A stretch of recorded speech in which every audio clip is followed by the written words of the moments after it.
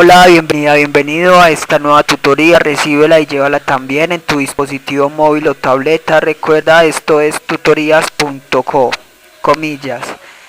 Un grupo reunido buscando excluir a los buenos estudiantes se convierte en una sociedad frustradora de sueños y de vida, comillas. Como se observa en la figura, el ejercicio planteado consiste en crear un programa que permita llenar un vector B con valores entre 0 y 1.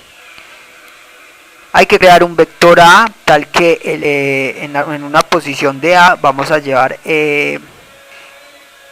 un vector, el vector L en esa posición, siempre y cuando el vector B en la posición indicada tenga 0.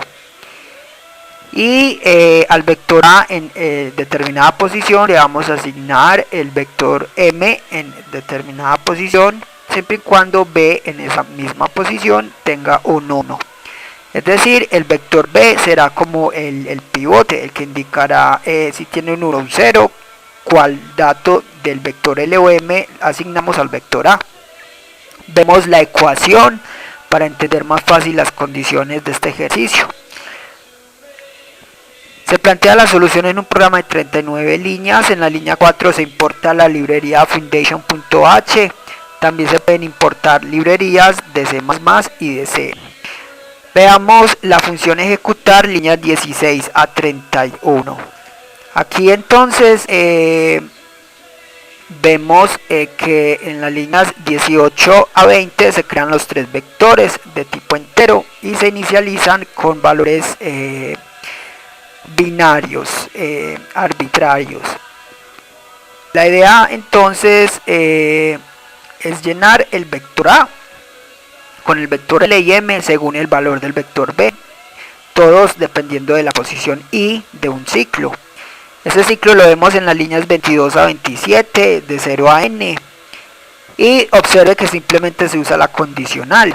Si el vector B en la posición I tiene 0, entonces al vector A en la posición I le asigna lo que tiene el vector L en la posición I. Y si no, si el vector B en la posición I tiene un 1, entonces al vector A en la posición I le asigna lo que tiene el vector M en la posición I. Simplemente es usar la condición que plantea el ejercicio. Y ya por último se imprime este vector. Le invitamos a visitar la tutoría Vectores binarios en Turbo C. Allí se explica más detalladamente este ejercicio. Aquí vemos un programa orientado a objetos. Recuerde que la programación orientada a objetos es un paradigma de programación que permite solucionar problemas de la vida real usando clases. Esto permite crear programas flexibles, portables y de mejoramiento continuo.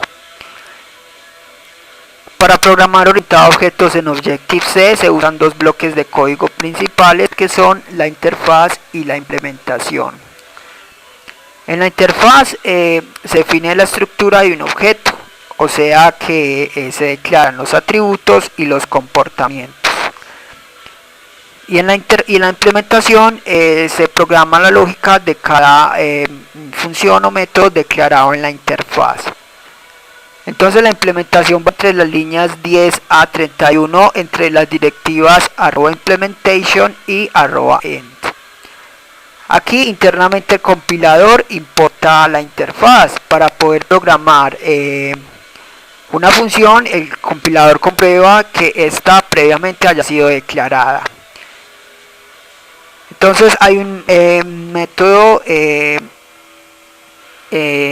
especial en la implementación que es el método init. Este lo vemos en las líneas 11 a 15. Este es el constructor por defecto. Este método entonces se invoca cuando se instancian objetos de la clase vectores binarios en la línea 35.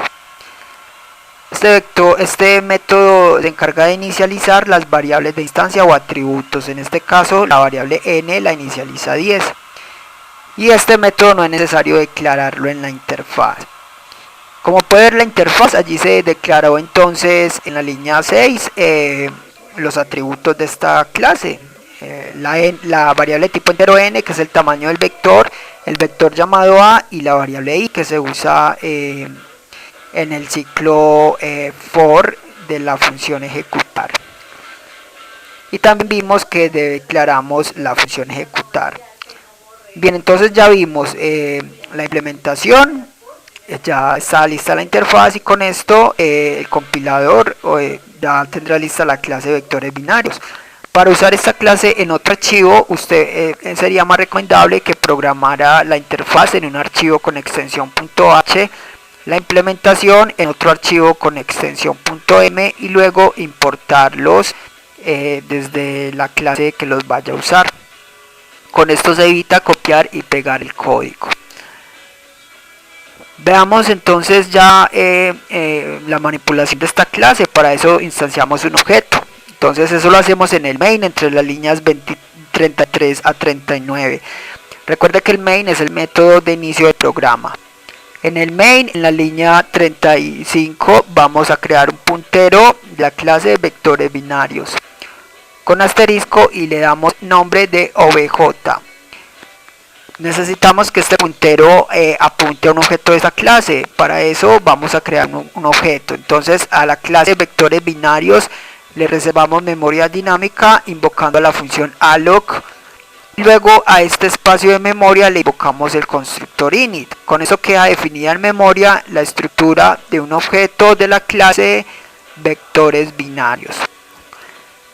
Ya se puede usar esta clase, simplemente se va a invocar la función ejecutar. Entonces en la línea 36, entre corchetes, nombramos el puntero y luego invocamos la función ejecutar. Con esto el compilador va de la línea 36 a la línea 16 y soluciona el problema. Por último, línea 37 relays es un método que se encarga de liberar la memoria dinámica creada. Esta fue la tutoría del ejercicio: crear un programa que permita generar vectores binarios o un vector binario. Repasa la teoría, resuelve nuestro test y practica un algoritmo en el tablero. Si esto te gustó o no, te invitamos a discutirlo y valorar la experiencia de esta tutoría. Recuerda, esto es tutorías.co, trinamos como @tutorías, posteamos en Facebook